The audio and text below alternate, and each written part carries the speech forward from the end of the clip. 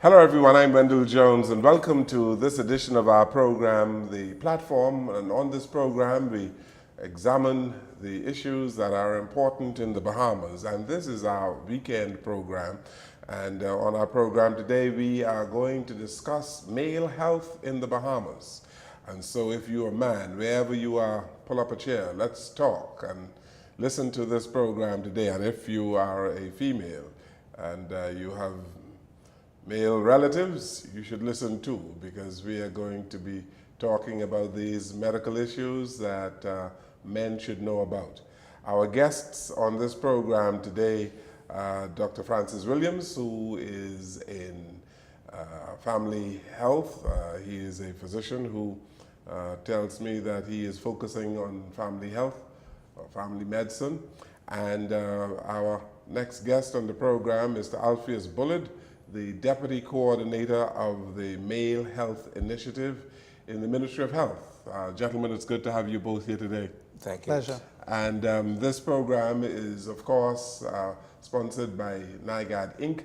And we have as our regular participant, Bianca NIGAD. Good to see you here. Thank you. So and nice she organizes all of these wonderful programs dealing with health and lifestyle situations in our country, and Bianca's been doing a fine job in finding us some wonderful guests. Thank you.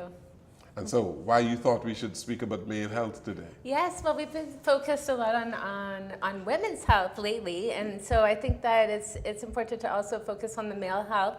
And males don't actually get checked up as often as females do, right? So we wanted to be able to tell what's available out there. There's some wonderful incentives going on, and also just talk about the importance of early detection and preventative care. Absolutely. Mr. Bullard, you're the Deputy Coordinator of the initiative. Well, first of all, how did the initiative get going? Okay, the initiative got started in 1999, and it was something like a call for that came to us to find something to, women have everything. Women at the time had everything, and so we wanted to find something that would include males. And so we came up with the thing, responsible manhood, where we would deal with the whole man, not only the health aspect of it, but the social aspect and all the other aspects, spiritual aspects.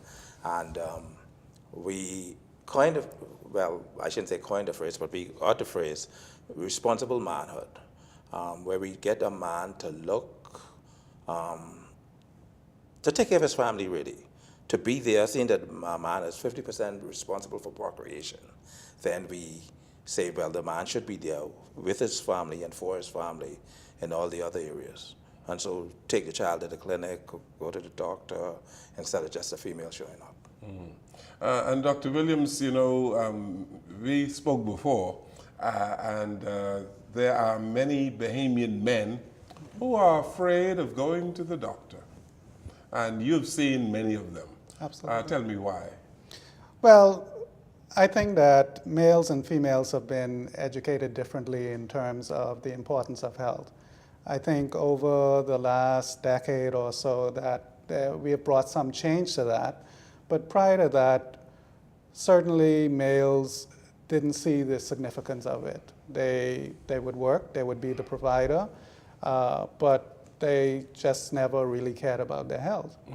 And from a younger age, females are educated that they should go in, they should get their annual checks. And quite often as a part of the annual checks, they would get a whole check. And so that they would be able to find out many of the illnesses that they might have at an earlier age. But men traditionally have come in very late with catastrophic illnesses. And you say catastrophic illnesses because they just wait too long to go to see a physician. Just the time before that, or at the time that it becomes very, very expensive to treat. Now we have a whole lot of non-communicable diseases in our country. We're talking about diabetes and hypertension and the rest of it. various forms of cancers. And so as a family physician, you've dealt with them all, haven't you? Absolutely, absolutely. Hypertension still remains our #1 killer in terms of the whole population. We know that obesity numbers, and on every platform we hear about the obesity crisis in the Bahamas, and they're all related. So obesity is related to the diabetes, the hypertension, the cancers, and so we really do need to take better care of the men. Mm-hmm. And so, Mr. Bullard, how do you change this culture of getting men to go and see a physician on a regular basis? Okay, first of all, when the initiative started, we did a survey with the men to find out what their concerns were, what they really wanted to talk about. And then out of that survey, we started some workshops and seminars. We've had conferences where we would get 300 men together from the different government institutions, sit them down for a day or two, have people like Dr. Williams and the other professionals come and talk to them about not only health needs, but also about social ills. We have attorneys come and talk to them about the fact that the courts are not male-friendly. I just threw that in for good measure, okay?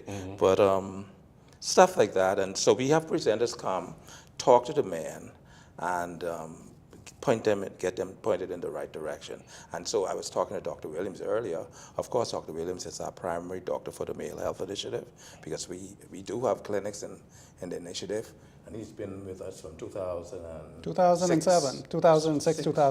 Yeah, 2006. So he's been there for us and with us when our clinic started. But of course, clinic is a part of the initiative. And so we have found out that initially men were a little standoffish when it came to going to the doctor. Now we can't make the appointments fast enough, and so we have to say, no, we can't see you till February, or we can't, we can't slot you in until March. And so you need more physicians participating. Yes, but I don't know, maybe Dr. Williams could talk to that. Well, I think part of the issue is availability of space. You know that there are many challenges that affect the system. So fortunately, we are producing more trained primary care specialists who are persons who are dealing with the whole person. And, fortunately, when the initiative was started in 2006, I had just completed the main component of my postgraduate, and timing was very important. And so we were happy to start off at Flamingo Gardens. And as Mr. Bullard suggested, we are in all of the polyclinics now.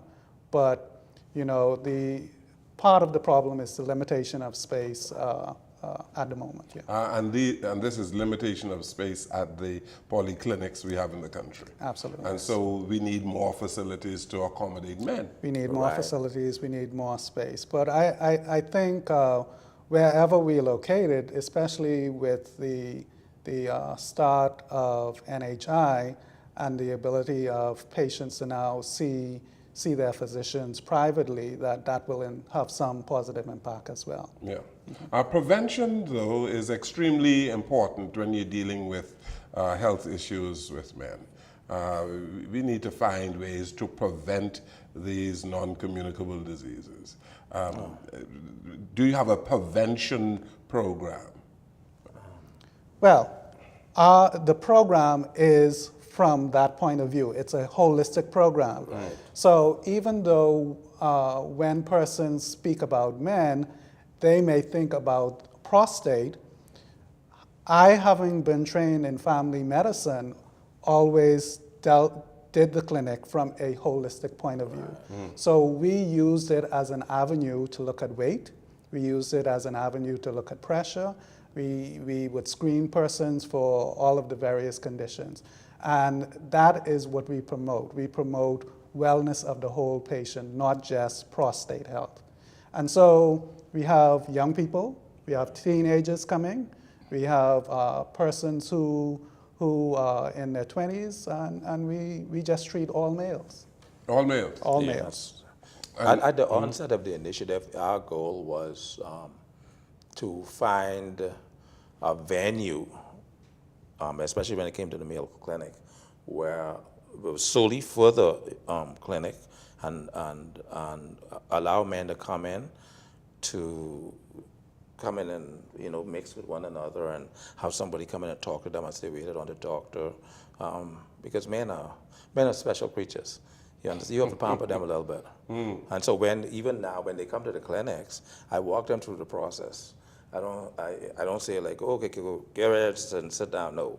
Okay, let me take you to get this done. Let me take you to get that done. And so when the doctor shows up, they're ready. They're good and ready, right? And I found out now with the Mayo Clinic, men really look forward to come to the clinic. We look forward to coming to the clinic because in addition to seeing the doctor, they are able to get information on many things. Yes. Diet and all of that type stuff, right?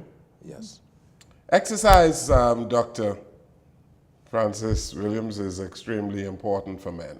Absolutely. And the older you get, when your metabolism slows down, Mr. Bullard will tell you that it's difficult for us to lose weight, right, Mr. Bullard? I agree. You agree? Yes, sir. Yes. I agree. You remember when you were a young man, it was very easy, right? We played basketball and we did all sorts of things, eh? Right. But now that we are getting down in age, Mr. Bullard, the drive is there, you know. The drive is there. The drive is there. But you get up and go, get up and go. The heart is willing, But the flesh is but weak. the flesh is weak. Exercise is important for so many reasons. Exercise not only helps with that metabolism problem of which you speak, which also contributes to the gain in weight, but it helps to build the muscles. As we get older, we break down. All the cells are breaking down. And so we need to continue to build the muscles so that we could keep on going, right? So not only does it help with weight loss, it helps with improvement of heart health, it helps with control of blood pressure, control of diabetes, it helps in so many different ways. And so in order to keep those cells or to slow them down from breaking down, exercise and diet, these two things are very important. Absolutely. Speak about, you know, the importance of having the right amount of, vitamins are extremely important for men, especially when you're getting older, right? What I would say is that, you know, when I was a child growing up, I had a neighbor whose parents used to give them vitamins all the time.